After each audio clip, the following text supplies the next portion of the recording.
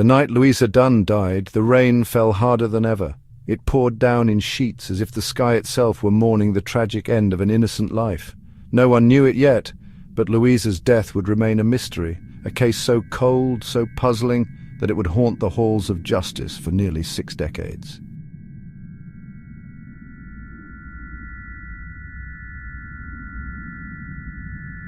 But what if the answers had always been there? What if the pieces of the puzzle were just waiting to fall into place?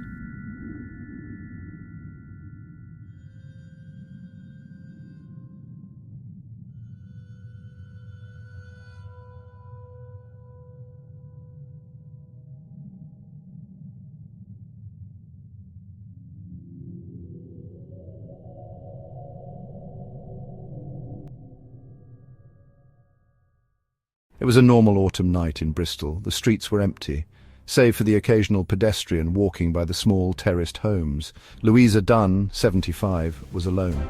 Her children had gone to visit family, and the house was peaceful, almost too peaceful. But then the door creaked open.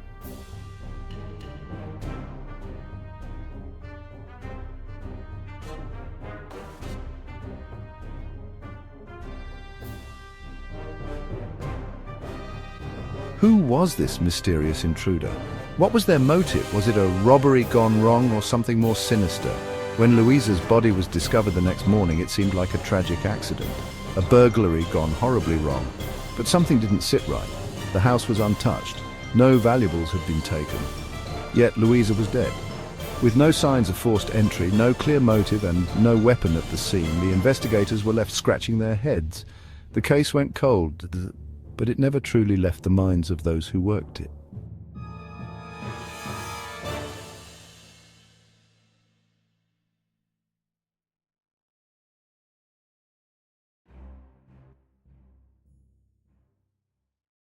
The investigation dragged on for years, but every lead ended in dead ends.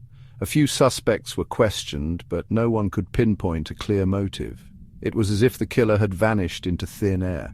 One suspect, a man named George Knowles, was a local who had been seen around the area the night of Louisa's death. He had a criminal record, petty theft, some small-time offences, but after a few interrogations it became clear he had no connection to the murder.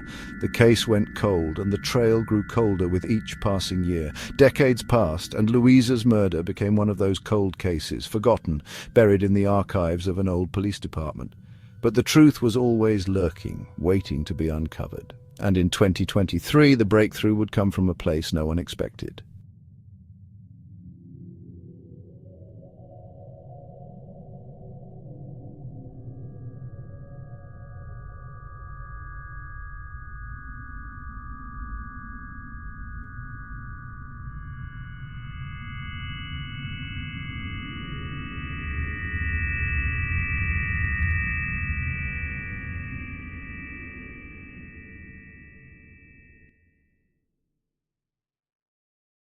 In 2023, the latest advancements in forensic science would breathe new life into a case that had been dormant for 58 years.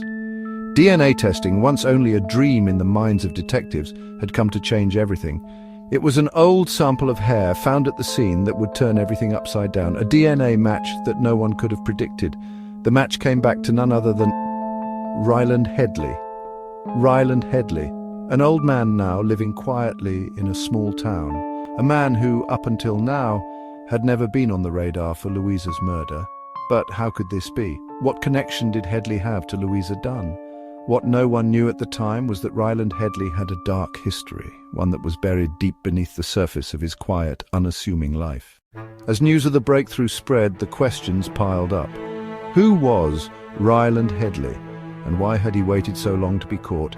Was he really the murderer, or was there more to this case than met the eye?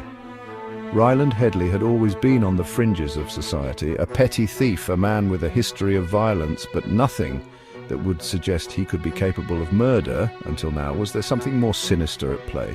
We are still piecing things together, but what we can confirm is this. Ryland Headley was involved in Louisa Dunne's murder. However, we are not ruling out the possibility of others being involved. This case is far from over. The detective's words hung in the air. Others being involved? The plot had thickened, but who could be the second person? Was Ryland Headley merely a pawn in a much larger game? And what secrets had he been hiding for all these years?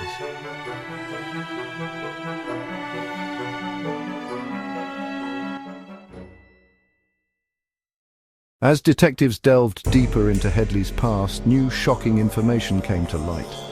Ryland wasn't the only one with a dark secret. The night Louisa Dunne was murdered, she wasn't alone.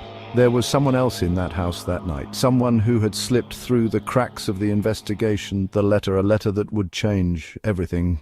Was Louisa Dunne's death really just the work of one man, or was there someone else pulling the strings? And what does this mysterious letter mean for the future of the case? Kindly subscribe to my channel, like, and share the video as we dive deep into the story.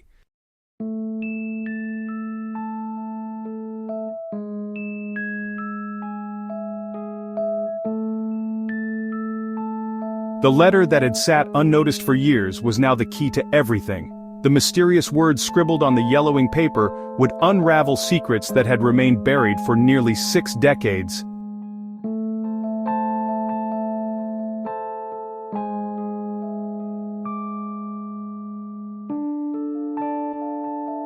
But the letter wasn't addressed to Louisa. It was written by her killer, or so they thought. The contents, though vague, seemed to implicate someone unexpected, someone close to Louisa's family, someone with a motive far darker than anyone had ever suspected.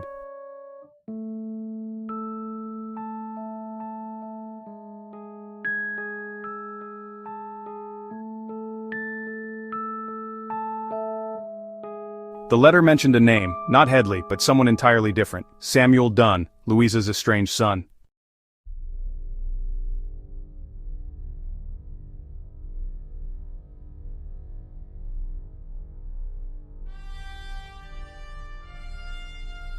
Samuel Dunne, the name that had once been whispered in family circles, now resurfacing as a possible link to his mother's brutal death.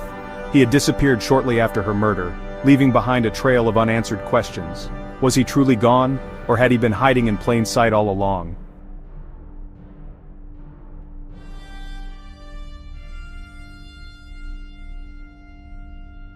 Samuel had always been a problem child. His temper, his reckless behavior, his inability to hold down a job, all pointed to someone who could snap under pressure. Had he been the one to end his mother's life, or was he being framed?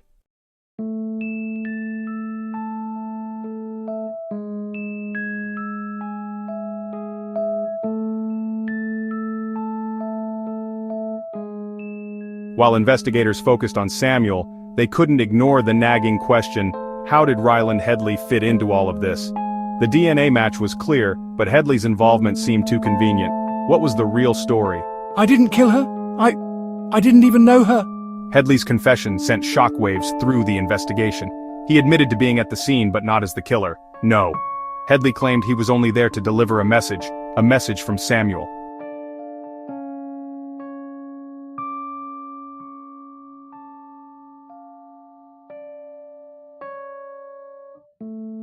Headley had been a messenger, a pawn in a far more intricate game. Samuel, desperate and cornered, had hired Headley to do his bidding. Samuel's own mother, his flesh and blood, wasn't a victim of chance. She was caught in a web of family secrets, betrayal, and blood money. Samuel's life had been one of struggle, and while he hid in the shadows, his desperation grew. Rumors spread that he had turned to illegal activities, drugs, gambling, even extortion. But the real motivation for his mother's murder wasn't just money, it was control.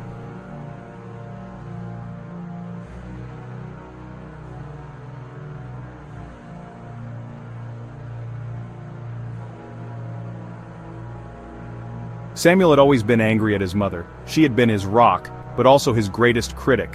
When Louisa finally made it clear that she would not support his criminal activities, Samuel snapped. But he couldn't bring himself to do it alone. He needed help. And so he turned to Headley, a man with a past just as dark as his own.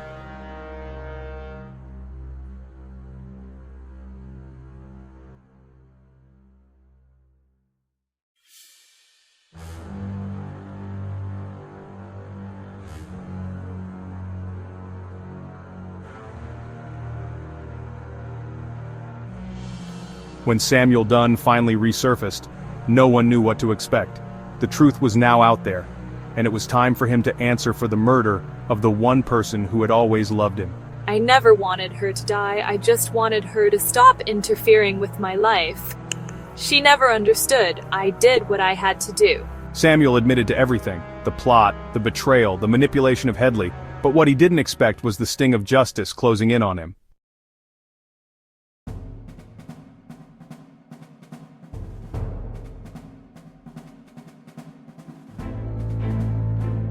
But as investigators dug deeper, a new twist emerged, one that no one could have predicted.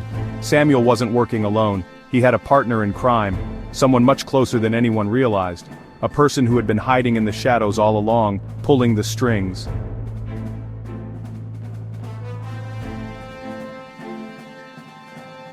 Who was this mysterious figure, and what role did they play in Louisa Dunne's death? The truth was far from over.